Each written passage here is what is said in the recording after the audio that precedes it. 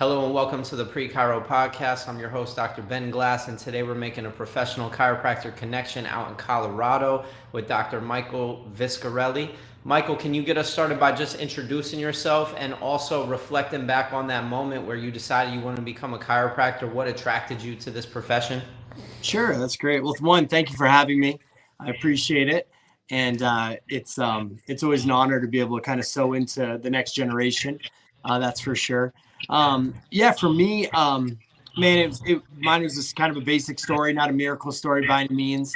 I had a really neat guy in my life that came along as a fan of hockey, where we're skating in northern Maine. And nice guy. He ended up being a chiropractor. Prior to that meeting, I had an injury that just wasn't healing, and he after getting to know him over time, he was the one that suggested, "Man, have you considered this approach?" So no, I hadn't. Nobody had talked to me about it, so he got me under care. Healed very quickly, recovered very quickly, was back on the ice very quickly. Our friendship and relationship deepened. And over time, as he was, kind of watching me kind of decide the path of my future, kind of then went in there for the kill and mentioned, he goes, "Man, have you considered this?" And I hadn't. I didn't really have a whole lot of academic self-esteem. I wasn't sure if I could do it. I didn't believe that, somebody in my family could, get a doctorate, if you will. And so once I started to explore it more, my confidence started to build. More in terms of my passion for it. And as that passion built, the academics seemed to become more manageable and seemed to, kind of a means to an end, right? A path to that degree and that license. And so, it wasn't a miracle story like, some people you hear, which is cool. But it is a story that for me is powerful in the sense that it's given me the boldness to talk to anyone, anywhere, no matter the circumstances, about chiropractic. No story is too small, if you will. And so I remind myself of that frequently, because my story wasn't a big story, wasn't a huge story, but that small conversation has led to a massive impact through chiropractic. Mm-hmm. And I think it's a really interesting detail to tease out there, is you not necessarily having great self-esteem when it came to academics. Where did you have strong self-esteem? Was it in sports? You said you were playing hockey. What was your background? And then maybe if you could speak to that student that is struggling academically, and maybe just build upon that which you just mentioned, which is, if the passion is there, if the focus is there, that you will figure out a way to persevere, to push beyond what you think is possible for yourself. That's right, Ben. It's interesting because I was a very confident, very outgoing, very engaged young guy. People told me that I was going to be the president of the United States, like teasing me because I was maybe like politicking and such, just willing to talk to anyone. My mom and dad, I think, raised me with, strong social skills. My dad was a huge words of affirmation man, built me up all the time. And no matter what situation it was, whether it was through sports, or whether it's through friendships, whether it's through poor decisions, my dad would always take it back to, finishing the conversation with making sure that I felt elevated, and I felt empowered. And so my dad was a plumber, man. My dad didn't have a dad. His father passed when he was 5 years old. And so, like, for him to have those skills and to have that wisdom to raise me that way, he did some really good things there that I recognize as a father today. So I was uber confident in myself. I was uber confident in my ability to connect with people, build friendships, build relationships. I was obviously very confident in sports. I mean, that was the main focus, right? As most of us young cats, when we're growing up, sports is a huge deal to us. So I had a ton of confidence there. And we tease, I got recruiting letters from Princeton, from Cornell, from Yale. I mean, some big academic schools that I was good enough to play hockey at, but maybe not good enough academically to be admitted. And, in that recruiting process, I remember one school, which was Princeton, was going to use something at the time they referred to as a gift. And this came through communication from them to our coaches, our assistant coaches and staff when I was playing junior hockey, that once every 4 years they could have a player on that team, no two players utilizing the gift at one time. And that gift was for somebody that really couldn't necessarily hack it academically, that the admissions office essentially would give a pass because they were being recruited for sports. And then they would get extra attention to help them perform and get through it and uphold the standards in which their academic university.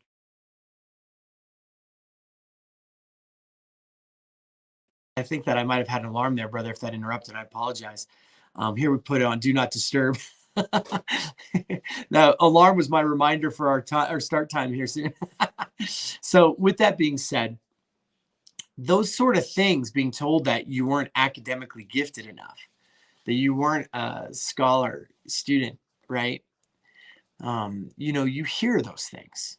I was just talking to a young man the other day, and they were getting engaged. They just got engaged, and they're getting ready to get married. And I said, "Bud, every word you speak to your spouse, they hear, and they don't forget, man. And to always remember that they're your number one team member. And you might say something in a fit of passion or with a heart of vengeance or wanting to get attention. And you might say something, I've done it, I'm guilty of it, that you don't think's as big of a deal. But it's a big deal to that person. And people hear everything. And that's the same thing in our practices, my team, in the adjusting rooms, what we say is being absorbed all around you, not even to just the person you're speaking to. Your team members are observing, other practice members are observing, and people are listening. And so back then, brother, I heard those things, and you adopt those things. And you say, well, maybe I'm not very smart. Maybe I'm not a strong enough student. Maybe I can't do this. But I'll tell you, when you're on purpose and you're focused and you've grabbed a hold of that dream and you start pursuing it and you stay focused on it, everything becomes easier. And so when I wasn't married to the profession, the principles of chiropractic, when I just got admitted, and then it's like, well, this is what happens to a young student, but I see it all the time. I'm mentored hundreds and hundreds of students at this point, helped hundreds and hundreds of offices open straight out of school and into practice. And I'm proud of the work that we've done and what we've accomplished. But I can tell you the typical evolution of a student, they're on fire, they're passionate, they're telling everyone, I'm going to go to school, I'm going to become a doctor, I'm going to become a chiropractor. Man, I can't wait, saying your goodbyes and, everyone blessing you on the way out. And you get down there and you're focused, you're getting after it, and you're like, I'm going to work out, I'm going to eat clean, I'm going to study hard, and I'm going to remain focused. Well, remaining focused to pass the classes and succeed academically, when there's enough temptation around you and you start doing well enough, and your friends are like, well, let's go here tonight. Let's go out. Let's go, hey, we're going to go on this little spring break vacation and let's go play flag football. Or do you want to be in this fantasy league with me? And all these distractions start coming. Right? Hey, we're going to go down to the river, Okay. You say yes a couple times before you know it.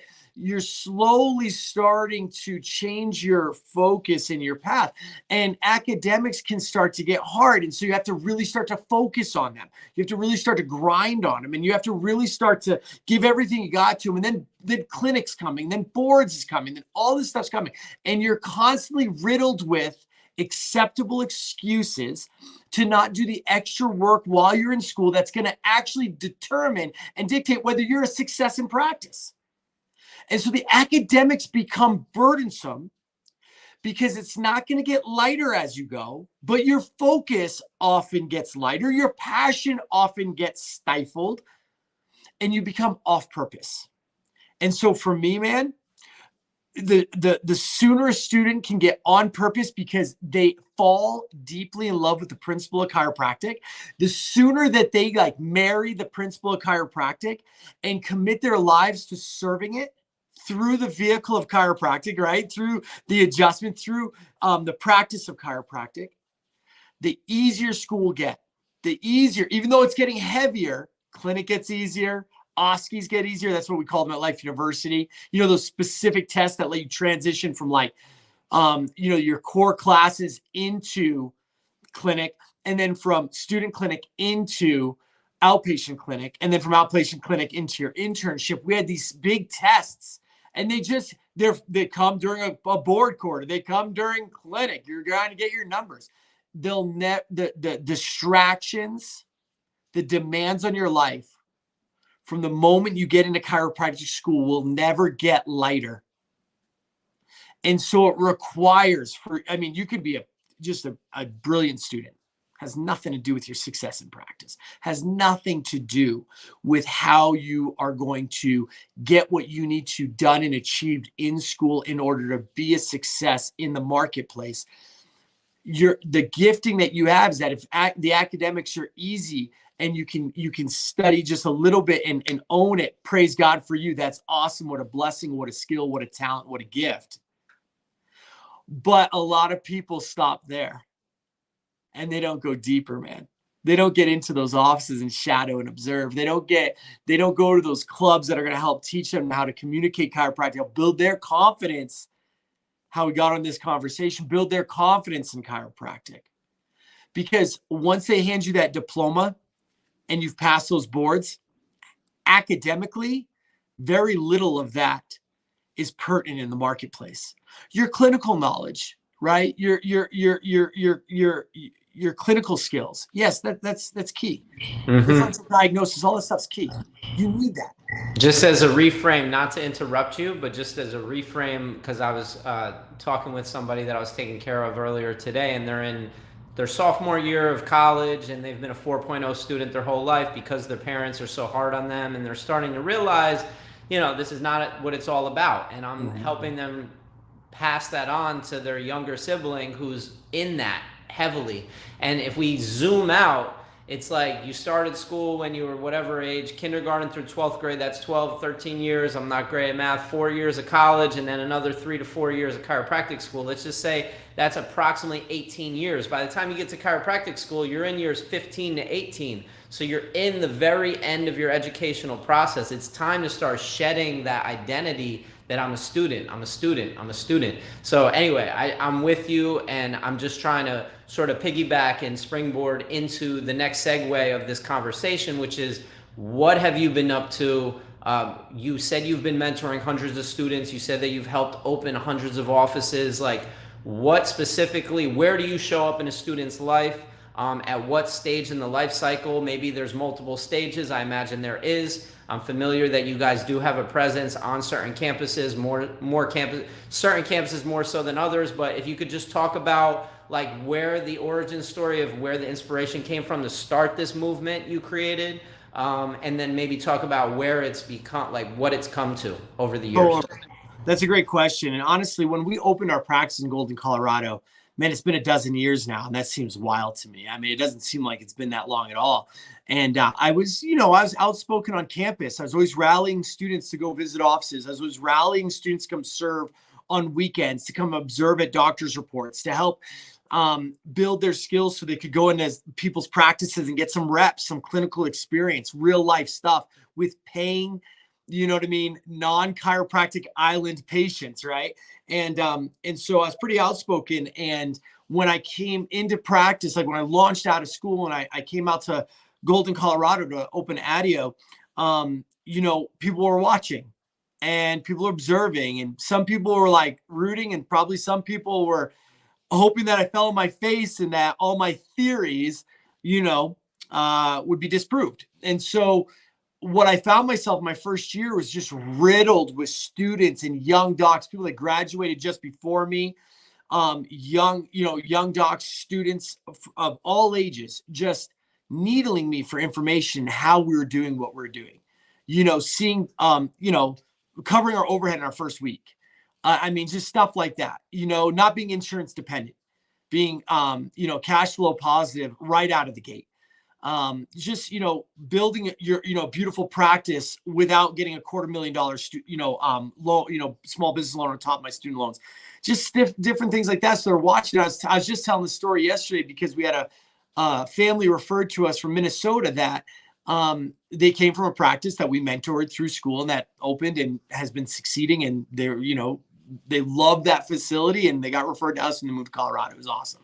Well, with that being said, it was the constant conversation that take me deep into like, early morning, 1 a.m., 2 a.m., 2:30, sometimes 3 a.m. And I had to be back to the practice by 5 a.m. so I could start analyzing more x-rays and writing care recommendations and, following up on emails and all this sort of stuff. So I went to my mentor, Jeremy Hess, and I said, Bud, I'm like, there's a need for this, for us to help students build their confidence and certainty in school, develop certain leadership skills, communication skills, clinical skills, so that when they come out of school, they can launch in a practice successfully, right? And so that's where it was birthed out of. And we opened AMPed. We started AMPed.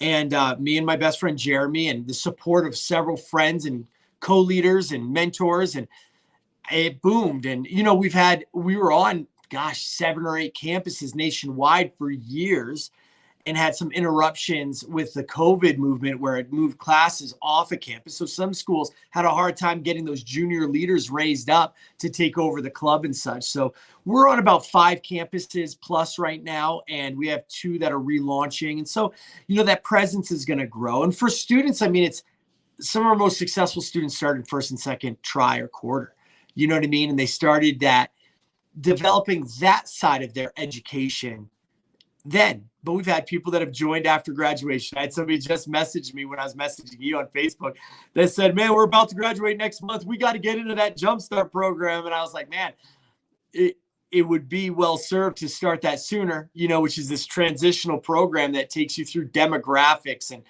and floor plans and small business loans, just everything you need to do to transition out of school into practice.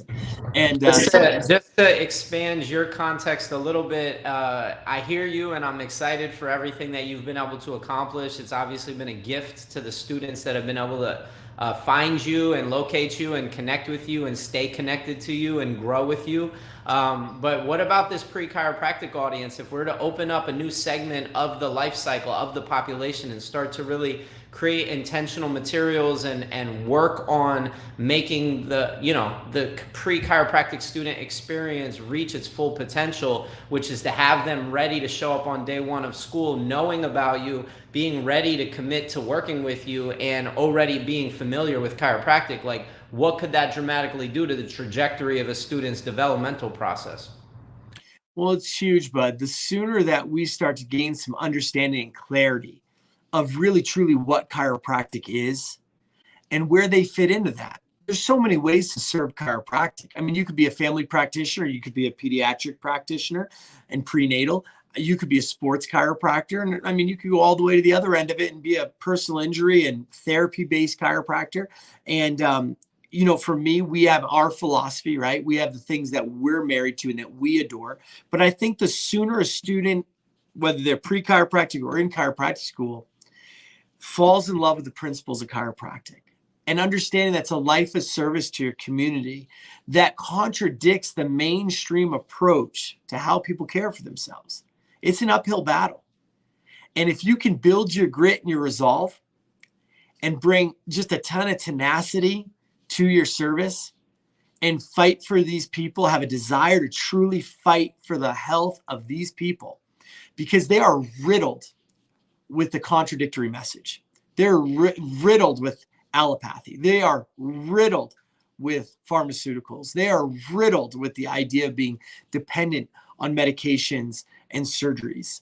And so if you can deepen your resolve and start to really truly commit to the lifestyle of chiropractic, right? That's the idea of eating well, moving well, thinking well, right? From the water you drink to the food you eat, to the things you watch and read, to the way you care for your body.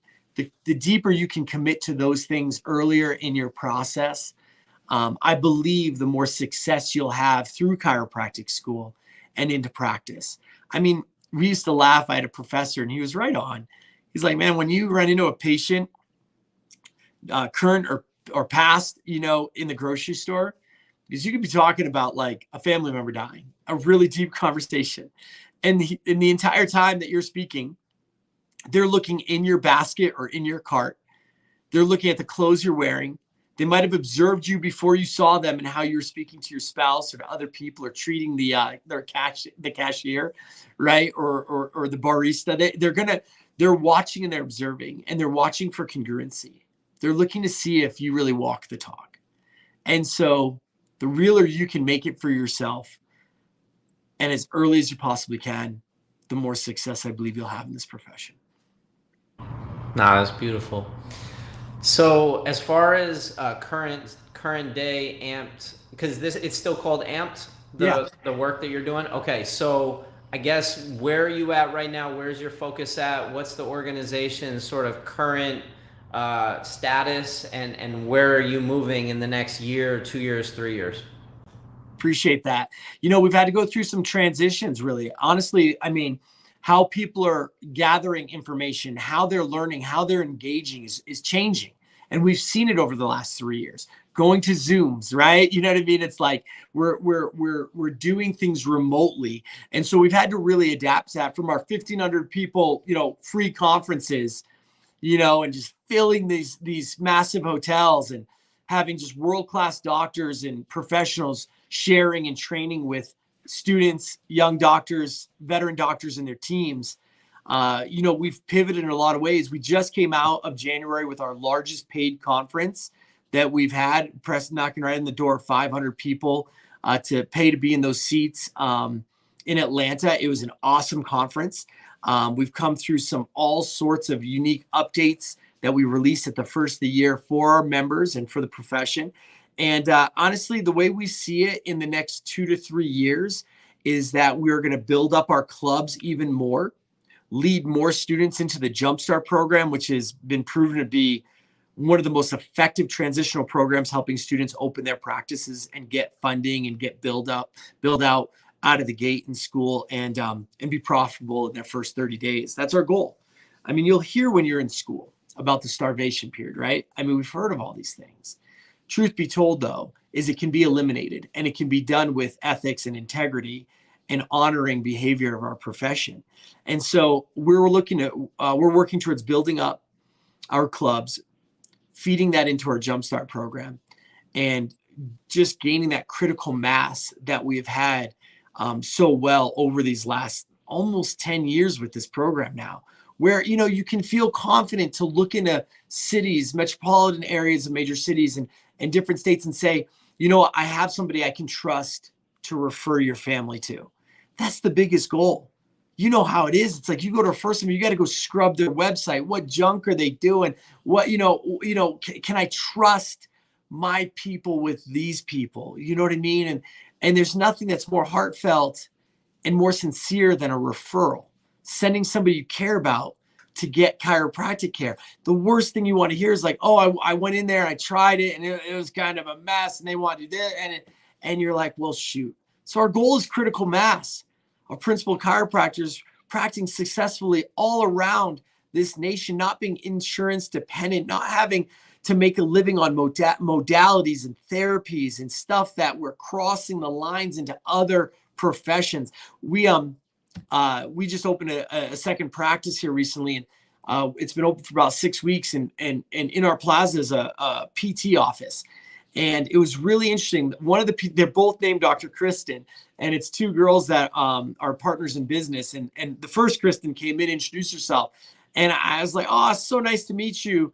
And she goes, "I'd like to go and introduce myself to anyone new in the plaza." I go, "I get it." We collected over 10,000 contacts going door to door, business to business, chamber events and everything in 90 days before we opened our first practice. 10,000 plus, wearing our bodies out, our shoes out, our resolve out. But we loved chiropractic, and we were going to do everything we could to hit the ground running. And so it was such a pleasure meeting her under those circumstances that she was going door to door. They opened about 6 months ago, and they are a cash PT practice, non-insurance dependent, serving the patient the way they need to be served, not being dictated by what can they code for, what can they bill for, all that sort of stuff. And when we were talking, we just saw that there's just total congruence in terms of how we're practicing business-wise. But when she found out that we did not do therapies, that we did not cross into PT, that we focused on the subluxation and the neurology of the client and the patient, and we treated them with specific chiropractic adjustments and nothing else, her eyes lit up like stop signs. You could just see the glow in her face, the nervousness of coming to our facility, wondering if we're going to compete. No, we're going to complement. We're going to refer. We're going to co-manage for the best outcomes of the patient. And we will keep integrity in the forefront for our profession and for theirs. And man, that is fulfilling. That is fulfilling.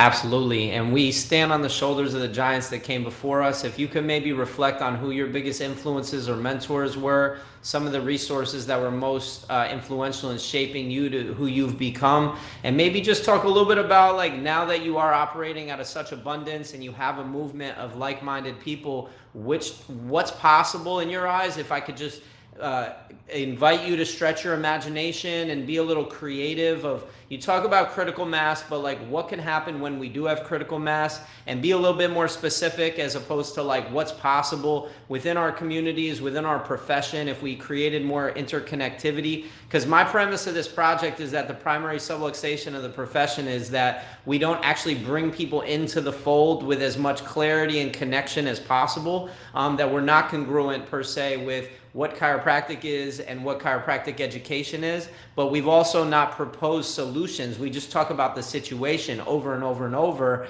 and really the solution is to step back and be like, where can we have the biggest possible impact on these people? And it's before chiropractic school. It's setting them on the path and helping clarify in their minds what chiropractic is. So instead of me just talking about pre-chiropractic, if you could just talk about where you're at, where your visions are heading, and maybe be a little creative with it. Totally. So to the first point of your question, giants, right? Well, I've had them in my life. There's no doubt about it. I was referred to Life University in Atlanta, Georgia by a chiropractor. And that goes to your point of the end of your question as to building clarity. How do we do it? What are the solutions? So I'll get to that. And if I get off track, you bring me back, brother. All right. So I mean, like, I'm Italian, man. I got 9 stories going at one time. My hands are involved. Everything's moving. So with that being said, one of the biggest influences in my young chiropractic life was Dr. Rob Schiffman. I've been very transparent about that. I've spoken about it forever. Give credit where credit's due. That man shaped the principle of chiropractic in my heart. He was all service, all love, all chiropractic all the time. There was no mistaking where that man stood. He stood for his family, for Jesus, and for chiropractic, man. I mean, that was that. And so he was a major influence in my life. Where I think Rob and I, our paths, changed together. For me was, I wanted to see an updated, relevant version of that in chiropractic. I wanted to see something. It reminded me, and this is to make no offense, I'm speaking from personal experience. I was raised in the Catholic Church. I was devoted to the Catholic Church. We went faithfully. I was an altar boy. I went through CCD. I went through confirmation classes. I served within the church. If I traveled to play hockey, and if I had a chance that I could slip away to go to mass, I went to mass. This is like when I'm 16, 17, 18 years old. I lived in a retired convent on a Christian campus, a Catholic campus, so I could play hockey at this institution in high school. I mean, I was raised Catholic. The one thing that I thought the Catholic Church failed, and I recognized that in the Catholic Church, and I recognized that in chiropractic, was making it relevant for the next generation, helping it connect in my heart for me with purpose versus it just being religious. Like, I'm just going and I'm going through the motions. I'm genuflecting. I'm standing. I'm doing all the things, but it wasn't penetrating my heart with purpose. And I found with chiropractic the same thing. Like, it needed to be updated. It needed to be relevant. It needed to have a version of it in the marketplace that was honorable, respectful, trendy, and connected with the population. And so Rob Schiffman was a master of putting the principle deep into my heart. He would tell us testimonials weekly. I'd get on a call with him. It'd be for like 30 minutes at like 6 a.m. and sometimes on like a Thursday, sometimes at 8 o'clock or 9 o'clock when he was done serving on a Wednesday night. And he'd barely talk about anything practice-wise. He'd only tell chiropractic testimonies to us. He was brilliant in that. He was just deeply sowing the principle of telling us what was possible for the people that were on the tables, right? And so then through that process, I met a guy named Jeremy Hess. And Jeremy Hess was also mentored by Rob Schiffman for like 10 years. But Jeremy Hess was the boots on the ground in our community near the school where I could see these principles, these testimonials, these theories in practice, right? So he made it tangible. And then I had all my creativity and my ideas and my vision, the big stretch that you're talking about. And I'm like, I brought all that together with Jeremy Hess.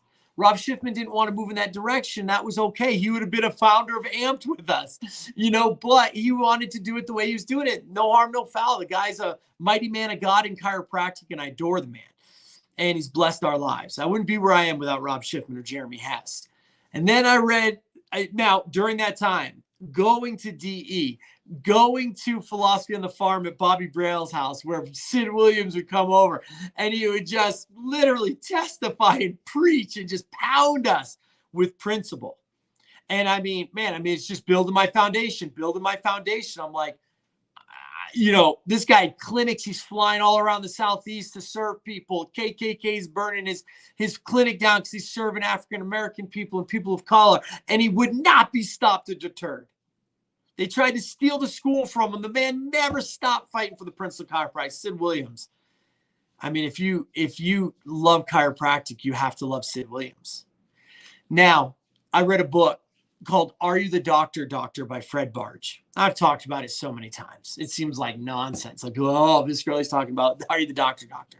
That book so deeply penetrated my heart and made sense to me. I read it in like 48 hours. I don't read anything in 48 hours. I mean, sometimes I'll see an email that's too long. I'm like, I'll come back to that later. I'm going to echo that, right? But I'm telling you what, that book was so impactful and powerful. It's about how we carry ourselves. How do we become that doctor of integrity and principle?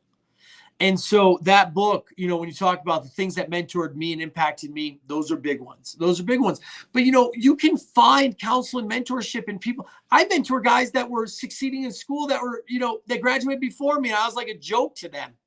And now they're in our programs and we've blessed their lives. And so you can get counsel and wisdom and guidance from anyone. They could be sitting right next to you. They don't have to be in practice, but you have to measure what they are saying and saying, do I want what they have? Do I know their personal life, their professional life, and do they align? And is it who I want to be like when I grow up? And Jeremy Hess was that for me. Amanda Hess was that for me. And they opened their doors to us, my wife, my family, everything. And you can't outgive those people. You can't outgive the Hesses. And so with that being said, what's my vision? What are my solutions with chiropractic? But the problem is that a lot of people come to chiropractic school because of other chiropractors. And when those other chiropractors are confused, but yet maybe the patient or the student says, well, yeah, but I like the lifestyle. Look at the money they're making. You know what I mean? They work for themselves.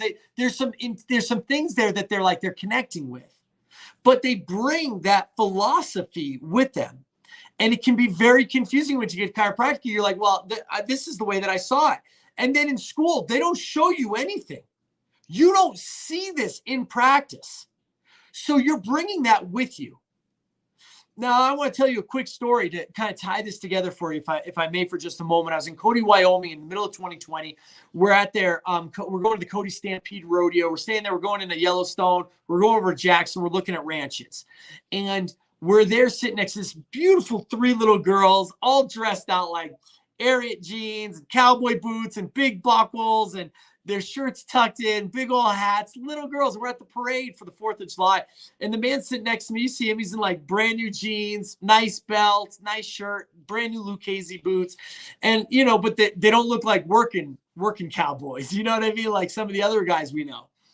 And my son's collecting candy and giving it to the girls and helping them collect. And it's just a nice experience. When it was done, that man complimented me about the manners of my children.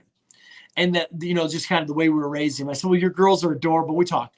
Recent transplant from California, moving to Cody, Wyoming. It's very interesting how he shared about this. And he was talking about how people will move, Texans, Californians, Washington, whatever, New Yorkers, and they're moving into areas like Cody, Wyoming. and they love the terrain. They love the laid back nature. They love some of the stuff that they're leaving behind, right? They love that they're leaving some of the stuff behind and getting this new environment. He said the problem with it, he goes, is that they can typically do okay and assimilate for 6 months, 8 months, maybe a year. But over time, some of that old self, right? The previous, where they lived before, the philosophies, the politics, he said it's hard for them to leave it behind because they have an image of how things should be. Even if they didn't love it, there's still things about it that they're like, well, maybe Cody could do that a little bit better. Maybe Cody could not, pray at the rodeo when somebody gets hurt or when they're starting the rodeo. Maybe Cody could not, we don't have to do the national anthem. Like all these weird things that he said that he adored and that he works really hard. He goes, but I'm still having a hard time assimilating. He goes, I am. And sometimes the chiropractic student has a hard time assimilating to new ideas because they're so used to what they saw and what was represented to them before. And so chiropractors often can cause the confusion. And one of our slogans in AMPed has been from the start is that we want to create clear, confident, and inspired young students that become successful young docs and great representations of our profession in the marketplace. But it's hard because sometimes you're having to literally reboot the mindset because they're used to what they saw. So how do we create critical mass? It's not by resurrecting old dead chiropractors and trying to get them to reform their ways. Is the way we create critical mass and we create an unbelievable referral network in chiropractic where we can trust where we're sending people is by helping raise students up and show them what's possible wrapped around the principle of chiropractic. Let them come in and get dipped in the practice. Come hang out with us at our homes, at our ranch, after hours at the office, whatever it takes so that you can actually see this in work. You can see, open up the drawers, the cabinets, the doors, hang out in the back office with the staff, see this thing in process and know that there's nothing special about us except for our love for chiropractic and honoring its principle, that you can do it too. And man, I think that that's how you create a shift or change or solution. You start them right, you counsel them, and you help them achieve their goals wrapped around the principle of chiropractic. See, for me, man, I know other ways to scale without selling out. I know that there's ways to make more money, serve bigger, serve more, create bigger impact, and become that legend in chiropractic without having to sell out and rape our principles. Man, we're committed to that. We know that there's ways to do it. We don't have to add anything to chiropractic. Chiropractic is perfect in its purity. We just have to develop ourselves better, become more selfless in our service, and continually work on better ways to impact and infiltrate that community and get people in our seats and on our benches, brother. I'm right there with you, brother. Amen. That's major. Woo! Yeah, well, I know you could go all day. I want to be considerate of your time. I really appreciate you taking some time to come kick it with us and shine a light for any prospective student, current student. I'll just leave it at this. I'm just curious to get your feedback really quickly before you get off of here. I've been given permission to volunteer my time next semester at Life West and do a pilot program where I'm helping build out a parallel awareness, like an awareness in every student or every student I can touch. My goal is to touch as many students as possible, as early, as often as possible, on asking them the important questions. Where are your interests at? What is your hang-ups? Where's your clarity on chiropractic?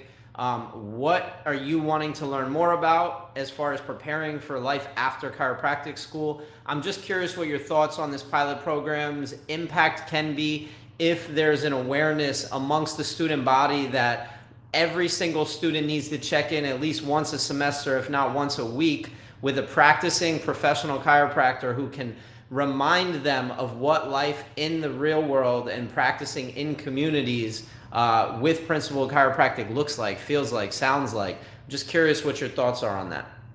I think it's a great idea, brother. I think really, honestly, it's a great initiative. But I think it's paramount that you have a list of trusted people that you feel like you can those touch points with like practicing doctors out in the world, in the marketplace, you need to have a trusted list that you can say, like, I know if you go there, you're going to get your cup filled. They are going to fight for your future. They are going to represent our profession with honor and integrity.